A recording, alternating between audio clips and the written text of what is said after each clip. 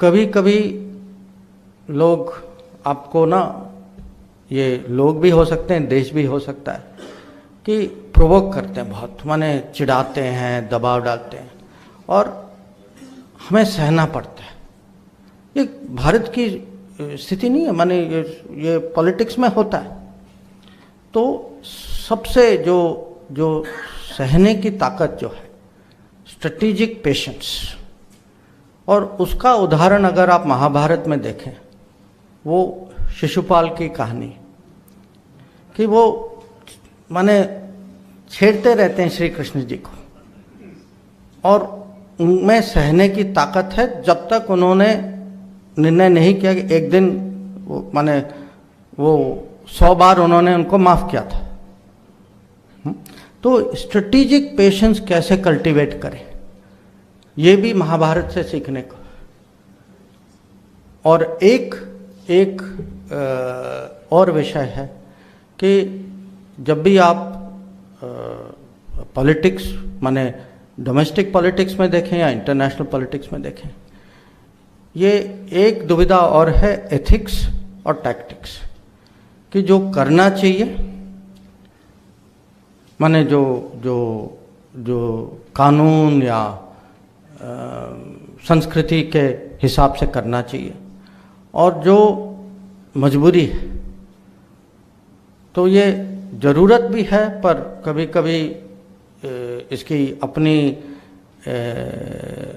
Problems भी हैं। तो ये एथिक्स टैक्टिक्स की जो डुअलिटी जो है, और ये बार बार महाभारत में अलग अलग इसके उदाहरण हैं कि जो बड़े निर्णय जो होते हैं उनकी एथिक्स जो है कभी कभी उसमें क्वेश्चन मार्क आती है। अब जैसे अर्जुन जो हैं वो शिखंडी को आगे करते हैं, क्योंकि उनको पता है कि मेरे भीष्म के मन में है कि शिखंडी जो हैं औरत हैं, उन पे मैं उनका जवाब नहीं दे सकता हूँ, मैं उन पे कुछ वो चलाने के लिए तैयार नहीं हूँ। या करण से जो उनका जो आर्मर जो लिया जाता है, उनके जो इयररिंग्स जो लिए जाते हैं, वो भी लिए जाते हैं, जो उनको पता है कि इंद्र आए हैं, ब्राह्मण के रूप में आए हैं, मांगने के लिए आए हैं, वो मना नहीं कर सकते, पर उनको पता है कि ये हैं कौन, और तब भी वो देते हैं। और जो लिया जाता है वो एक किस्म से अन्याय है, पर तब भी किया जाता है। तो ये भी है कि पॉलिटिक्स में कभी कभी, और ख़ासकर जब देश की सुरक्षा या देश के हितों में ये ऐसे सिचुएशंस आते हैं जो बहुत माने ये कठोर निर्णय होते हैं कभी कभी। और जो इसमें एक सब्जेक्ट और है रूल्स का पालन, कानून का पालन कब करना चाहिए, और कभी कभी जो लोग खुद नहीं करते, जैसे अब आखिर में दुर्योधन जो है या कर्ण जो है, दोनों जो हैं एक किस्म से गैर कानूनी, गैर माने गलत तरीके से उनकी मृत्यु होती, और दोनों जाते जाते उनकी शिकायत है कि आपने जो है रूल्स तोड़ा, कि आपने मारा कि जब मेरे हथियार नहीं हैं और मैं जो है जो अपने जो चैरियट का जो है मैं उसको उठा रहा हूँ। दुर्योधन का है कि आपने मुझे वेस्ट लाइन के नीचे मारा।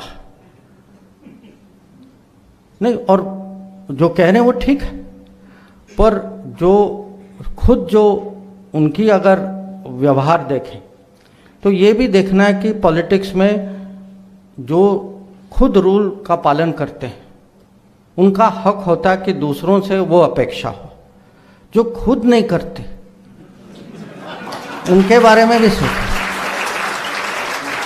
और आज की दुनिया के बारे में सोचिए। उससे ज़्यादा मुझे कहने की ज़रूरत नहीं है।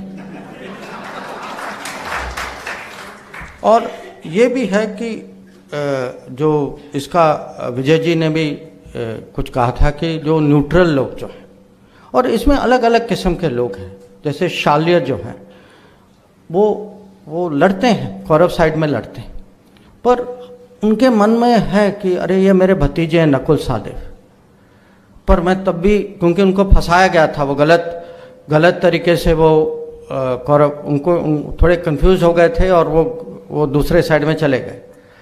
तो अंत में जो आप, अगर आपका साथी उसका पूरा मन आपके साथ नहीं है, तो ऐसे साथी का माने हमें भी सोचना चाहिए कि इसका लाभ है या नहीं, क्योंकि अंत में यही जो है ये कर्ण को मरवा देते, कि जो आखिर की लड़ाई जो होती है ये उनके मन में वो कहीं ना कहीं वो कीड़ा डाल देते हैं कि भाई तुम अर्जुन के काबिल हो या नहीं हो, और जानबूझ के करते हैं क्योंकि इनसे मांगा जाता है कि भाई एक चीज़ तो करो हमारे लिए।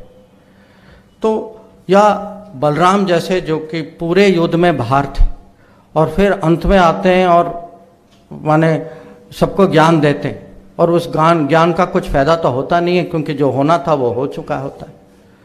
या रुक्मी हैं जो अपने आप को दोनों, पहले यहाँ जाते हैं फिर वहाँ से रिजेक्ट होकर दूसरी तरफ जाते हैं, और दोनों सोचते हैं कि उनकी अहम इतनी ज़्यादा है कि अंत में ना ये लेते हैं ना वो लेते हैं, तो वो एक राजा जो है वो बाहर रह जाता है लड़ाई से। तो जैसे मैंने कहा, महाभारत से बहुत कुछ सीखने को है। ये भी है कि कभी कभी कोई ऐसा प्लेयर होता है जिसकी कमिटमेंट इतनी ज़्यादा होती है, माने उसके मन में एक ही लक्ष्य है कि आपको किसी तरीके से नुकसान पहुंचाना है।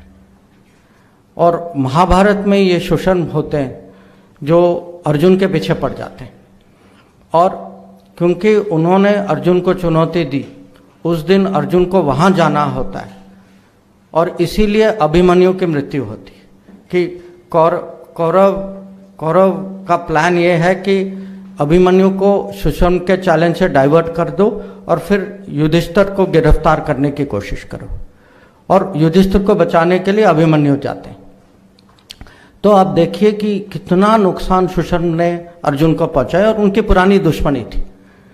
तो कभी कभी छोटे प्लेयर भी होते हैं, अगर उनकी एक ही एजेंडा ये है कि जो मुझे होगा परवाह नहीं, पर आपको मुझे नुकसान पहुंचाना, ऐसे भी प्लेयर होते, ये भी आप सोच लीजिए। और एक और सबक है महाभारत में, मुझे पता नहीं आपको ये जानकारी है या नहीं। पांडवों और कौरव के बीच में जो उनकी जो आर्मी जो थी, उसका एक बैलेंस था, माने करीब 7-11 का बैलेंस था। पांडव 7 थे, उनकी स्ट्रेंथ 7 थी, उनकी 11 थी। तो आप ये देखिए कि जो छोटे प्लेयर हैं एक किस्म से, जो कमज़ोर साइड है, उन्होंने भी अपने रणनीति के कारण, अपने सोच के कारण, और उनके और भी कुछ गुण थे, उसके कारण ये कहानी ये भी है कि कभी कभी जो कम शक्तिशाली माने जाते हैं उनकी भी जीत हो सकती, और ये भी सोचने की बात है।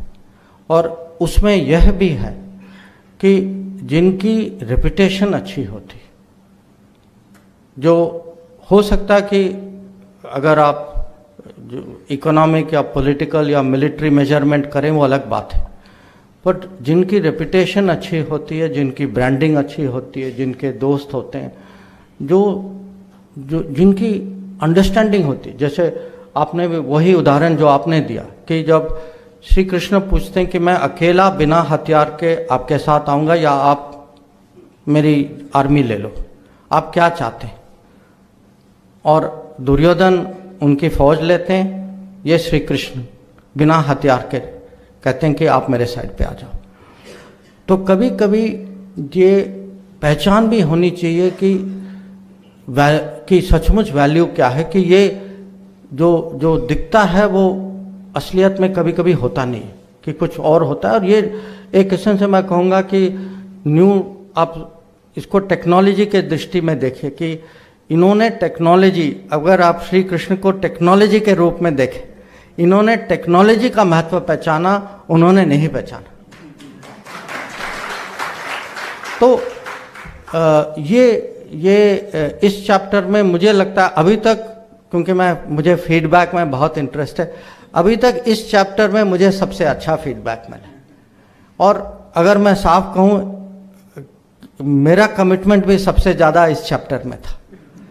तो मेरी आशा है कि अगले किताब, अगर मुझे किताब लिखने का मौका हो, तो अब मैं रामायण को इसी पॉलिटिकल साइंस डिप्लोमेसी साइड से मैं लिखना चाहूँगा।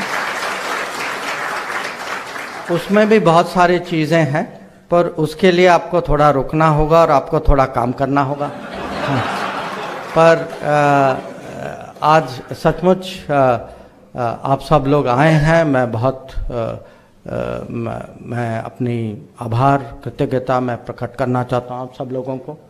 और मेरे लिए बहुत गर्व की बात है कि ये किताब अब आप गुजराती में पढ़ सकते हैं। मैंने अभी तक प्रधानमंत्री को इंग्लिश कॉपी दी है, मैं वापस जाकर अब मैं गुजराती कॉपी। थैंक यू, नमस्कार।